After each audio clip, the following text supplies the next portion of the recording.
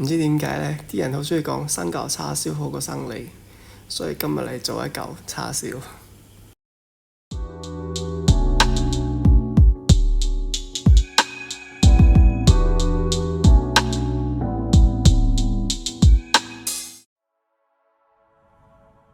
大家好，今日呢，我哋嚟做一嚿真正嘅叉燒。今天要給大家分享這個叉燒做法呢，有兩種，一個是用烤箱的，一個是用煎的方法。今天在這個示範裡面呢，我就沒有使用紅曲米了，因為很少使用到紅曲米，買了也會浪費。第一個步驟就是準備醃製的醬料，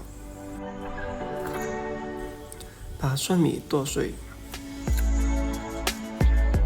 对了，如果你还没有訂閱這個頻道的話，記得訂閱這個頻道，還要點擊旁邊的小鈴鐺，這樣子呢，如果有新的影片，就會第一時間收到通知了。謝謝大家的關注還有訂閱。如果你覺得這個影片不錯的話，就幫我點個讚吧。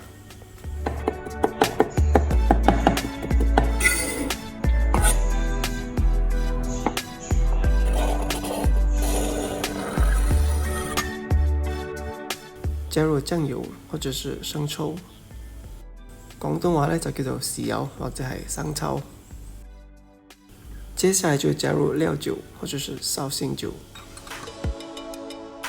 再加入蜜糖，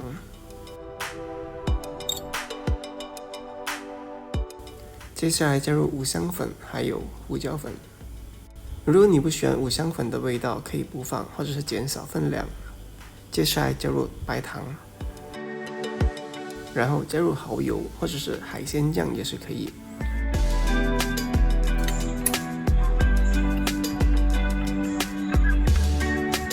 接下來我會加入南乳，還有一勺這個南乳的醬料。南乳方面呢，需要先把它壓爛，然後再把它加入到醬料裡面，再攪拌均勻。這個醬汁呢就做好了。接下來呢就是處理豬肉，今天使用的豬肉就是梅花肉或者是梅頭肉。先準備廚房紙，把多餘的水分吸乾。其實我使用的這塊肉是一大塊的肉，我把它切成條狀而已。接下來要開始醃製豬肉，我們可以使用保鮮袋，然後把肉放進去醃製。如果沒有保鮮袋的話，可以用普通的碗也是可以的。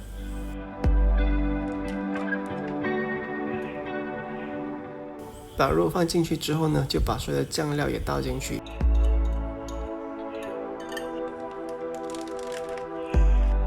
把多餘的空氣排出來，然後鎖好這個袋子。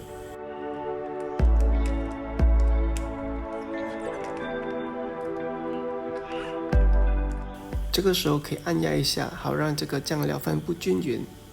之後再把它放進冰箱冷藏至少6個小時，或者是隔夜。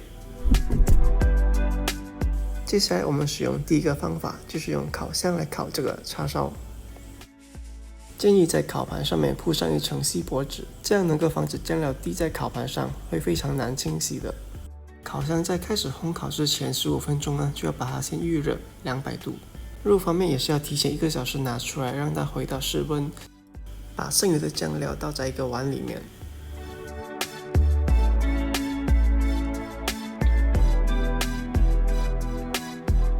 取出3勺子的醬料，再加入1勺蜜糖，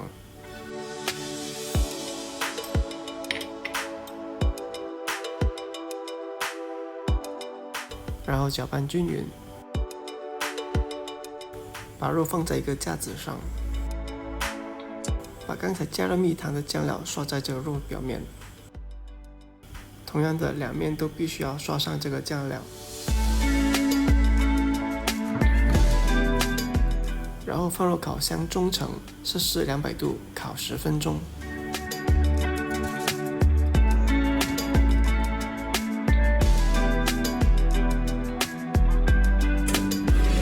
10分鐘之後取出來，刷上第2層的醬汁，翻另外一面，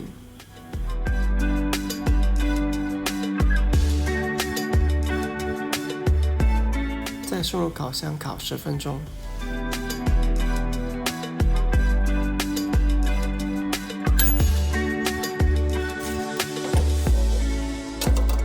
10分钟之后又再取出来，再涂上酱汁，翻另外一面，再送入烤箱。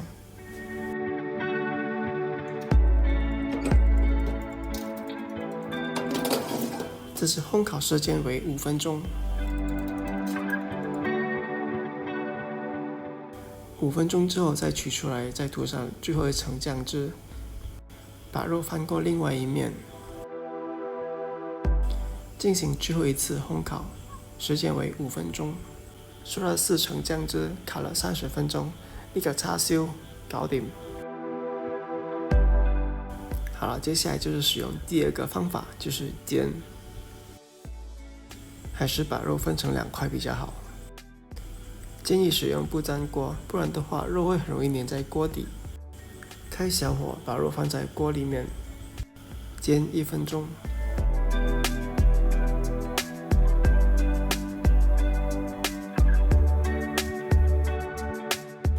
1分钟之后，翻过另外一面，再加一些酱汁，继续煎1分钟。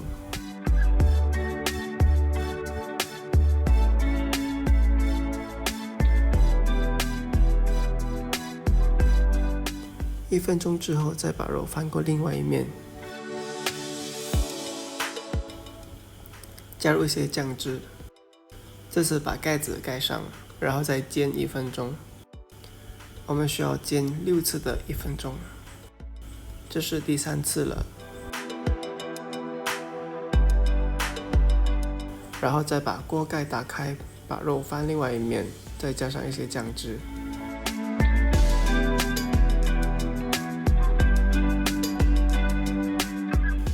再把锅盖盖上，然后煎第4个1分钟。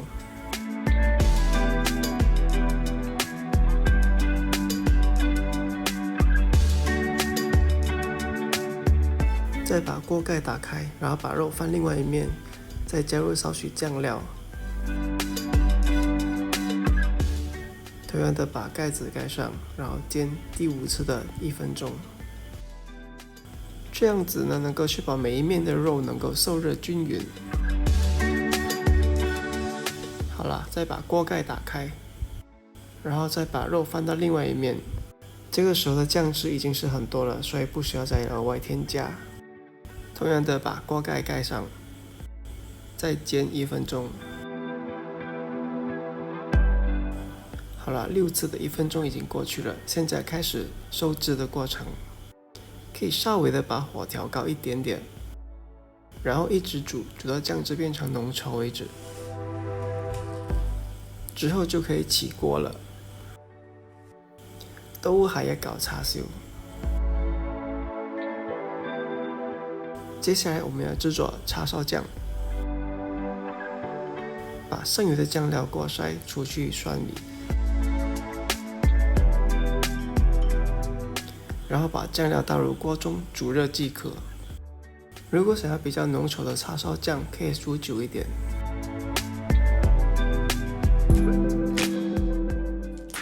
好了，2种方法制作已经完成，大家可以对比一下2种方法制作出来的叉烧。其实烤箱烤出来的叉烧会比较香，然后也可以把边缘地方烤得比较焦一点。切来看一看，这块是烤出来的叉烧，美味的叉烧，看到都已经想吃了。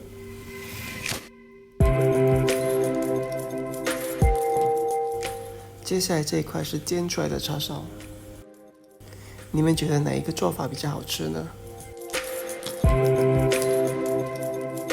好了，今天的影片就到这，谢谢大家观看。有疑问有意见，可以在影片下方留言。别忘记点一个赞，还有分享给朋友，谢谢。